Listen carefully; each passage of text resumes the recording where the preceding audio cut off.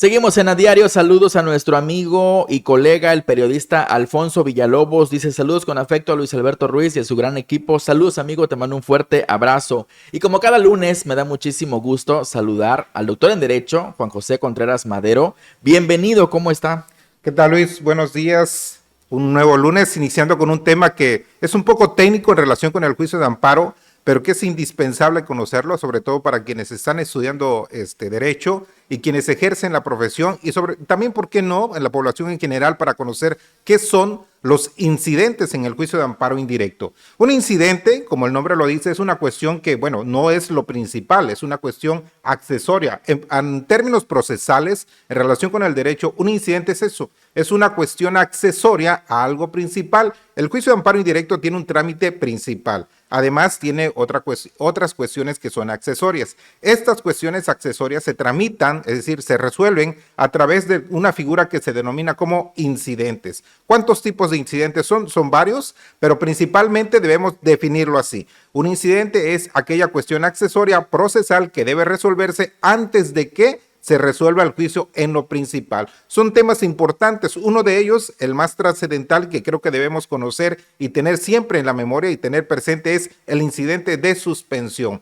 El incidente de suspensión es aquella figura que se utiliza regularmente, es decir, casi siempre que se presenta una demanda de amparo indirecto, que implica detener, es decir, suspender el acto que se está reclamando. Si es una orden de aprehensión, por ejemplo, decirle a la autoridad que no ejecute esa orden de aprehensión, que la suspenda, que la detenga. Si se trata de una orden de embargo, por ejemplo, también que se suspenda, que se detenga, es decir, que no se continúe ejecutando y por lo tanto que se mantenga, se denomina así en materia jurídica, la materia del juicio en lo principal. ¿Por qué? Por ejemplo, si estamos hablando de que se ordenó un desalojo, es decir, si una persona tiene en posesión una propiedad y de repente la autoridad judicial ordena que se desaloje, que se quite, que se saque de ese bien inmueble, si se ejecuta ese acto reclamado, después si de llevarse a cabo tal ejecución, no podrá restituirse las cosas al estado que guardaban antes. Es decir, pues ya ejecutado, pues el amparo prácticamente no serviría de mucho. Por lo tanto, la suspensión trata de mantener las cosas en el estado que se encuentran al momento de presentarse la demanda de amparo, es decir, mantener la materia. Bien, ¿cuántos incidentes existen en el juicio de amparo? El principal que les acabo de mencionar es el de suspensión, que es el más importante en el juicio de amparo indirecto. Otro de los incidentes que se desarrollan en el juicio de amparo indirecto es el incidente de reposición de autos. ¿Cuándo ocurre esta reposición de autos? Cuando por alguna razón se extravía, se pierde los expedientes, porque recuerden que son físicos, que el expediente obra como tal materialmente en un juzgado, pero ha sucedido y sucedió mucho a partir de el sismo de 1985, cuando algunos edificios se perdieron. Bueno, a los expedientes también no pudieron recuperarse y por lo tanto se creó esta figura de reposición de autos. En la práctica no es común que suceda, pero de manera recurrente se han actualizado. De hecho, en la experiencia que tengo, a lo mejor un par de veces o 3 veces ocurrió que había que reponer los autos porque no se sabían dónde estaban. De pronto se buscaba el expediente y no se encontraba. Entonces, a partir de esta figura que es la reposición de autos, se pide a las partes, a todos los que intervienen en un procedimiento, que vayan, por favor, proporcionando cada una de las copias o cada uno de los elementos con que se cuente, pero además en los juzgados siempre existe un registro. A la fecha, la reposición de autos, afortunadamente, puede hacerse porque todo es digital. O sea, desde que entra la demanda, se digitaliza todos los autos y por lo tanto la reposición de autos prácticamente ya debería desaparecer.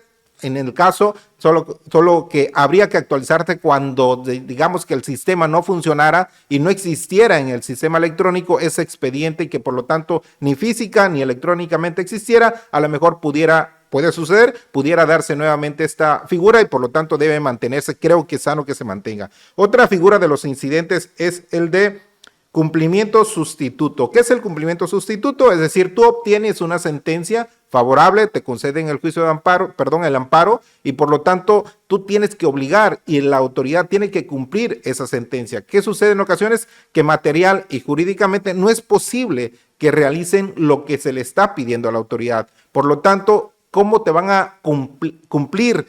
Se dice, se sustituye el cumplimiento material o jurídico por otra cuestión que generalmente es mediante el pago de esa reparación del daño que te hayan causado monetariamente. Se cumple a través de este cumplimiento sustituto. No se puede ejecutar de manera material, no se puede ejecutar de manera jurídica, pero sí se te puede pagar por el daño causado durante toda la tramitación o de las implicaciones que hayan provocado el acto reclamado. Otro incidente es el de cumplimiento sustituto. Es parecido, pero no es es el de cumplimiento de sentencia. El cumplimiento de sentencia ocurre cuando se está requiriendo 1, 2, 3, 4, 5 veces a la autoridad y no cumple. ¿Qué significa? Que tú adviertes que existe una actitud totalmente omisa o negativa de que no querer cumplir la sentencia. Entonces, a través de un incidente se inicia este cumplimiento forzoso, por llamarlo de alguna manera, porque de que si se determina por parte del juzgado que la autoridad responsable no está cumpliendo, implica la comisión de un delito y la imposición de una multa, y por lo tanto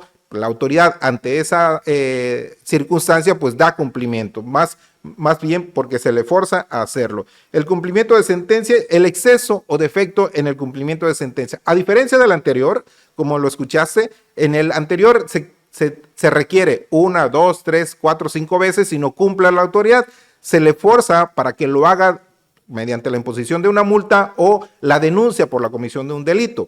En el exceso o defecto en el cumplimiento, aquí la autoridad sí cumple, pero al momento en que en el juzgado analiza, determina si está cumplida o no una sentencia, pues llega a la conclusión que hay un exceso, es decir, se pasó, es decir, lo hizo de manera más allá de lo que se le ordenó. Por ejemplo, estamos hablando de que se dicta una sentencia, se le dice, solo debes decir que debe valorarse la prueba testimonial únicamente. El efecto es ese, valora la testimonial porque de ahí vas a tener un elemento que te va a permitir a lo mejor resolver de una forma distinta.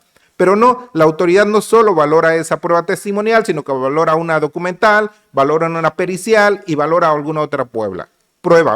Entonces junta todas esas pruebas y dice, oye, eso no fue lo que te ordené, te estás excediendo. Entonces ese incidente permite eso, corregir a la autoridad para que se limite, para que únicamente su cumplimiento se limite a los efectos que se le están dictando en la sentencia de amparo. Finalmente, existe otro incidente en el que se engloban todas aquellas circunstancias que no aparecen en la ley de amparo, que es el incidente innominado. El incidente innominado, como su nombre lo dice, es innominado, sin nominación, es decir, sin nombre. Todas aquellas circunstancias que vayan apareciendo en el juicio de amparo indirecto, que necesiten resolverse y que no encuentren, digamos que una figura, una autorización de manera expresa en la ley de amparo, debe resolverse a través de una cuestión incidental. Y este incidente es el innominado. Como tal, no existe la figura prevista en la ley de amparo, no existe así en un artículo donde diga cómo se tramita un incidente innominado, pero recuerden que se aplica supletoriamente el Código Federal de Procedimientos Civiles y así a través de la aplicación de ciertos artículos puede tramitarse ese incidente.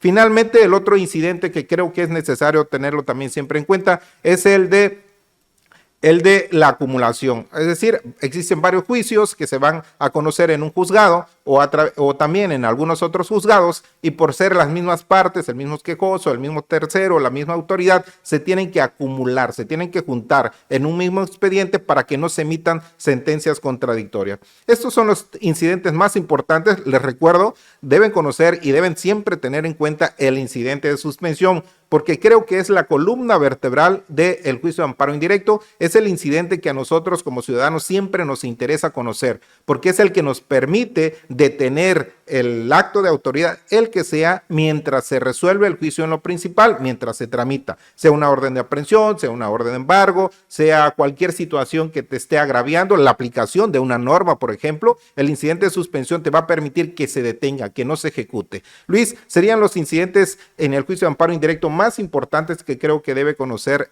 tu auditorio y sobre todo para tenerlo allí a la mano cuando promuevan un juicio de amparo indirecto. Desde su experiencia, ¿qué incidentes son los más comunes? Los incidentes más comunes, como lo acabo de mencionar, es el incidente de suspensión. El incidente de suspensión, ¿por qué? Porque es la herramienta más efectiva, yo siempre lo he dicho, que permite al ciudadano detener algo, es decir, pedirle al juez que ordene a la autoridad que ya no ejecute, que ya no haga lo que se está reclamando. Mencionaba la aplicación de una norma, por ejemplo.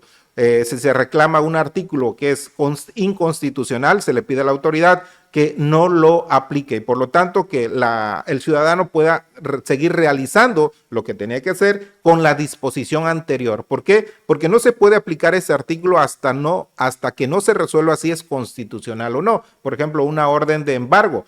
Generalmente se ordena que se asegure algún bien. Se tiene conocimiento que un juez o alguna otra autoridad lo ordenó, que va a embargar, que va a asegurar por generalmente son las cuentas que tenemos en los bancos. Entonces tú te enteras por alguna razón, entonces le pides a través del incidente que no se ejecute y que tú puedas seguir disponiendo de ese efectivo que tienes en tus cuentas bancarias. Excelente aportación. ¿Cómo lo podemos contactar? A través de mis redes sociales, Juan José Contreras Madero. Próximamente también ya voy a proporcionarles un número de teléfono para que puedan enviar mensajes vía WhatsApp y cualquier duda que tengan, cualquier, no sé, alguna cuestión que le podamos resolver, con todo gusto vamos a estar allí atentos a sus mensajes. Muchísimas gracias por su disponibilidad. Nos vemos el próximo lunes. Aquí estaremos, Luis. Buenos días. Igualmente. Con esto nos damos una pausa. Antes mandamos saludos a Edith Moscoso que nos está viendo. Dice muy buenos días esta mañana lluviosa y fresca. Saludos al mejor noticiero a diario. Saludos amiga, un fuerte abrazo. Volvemos.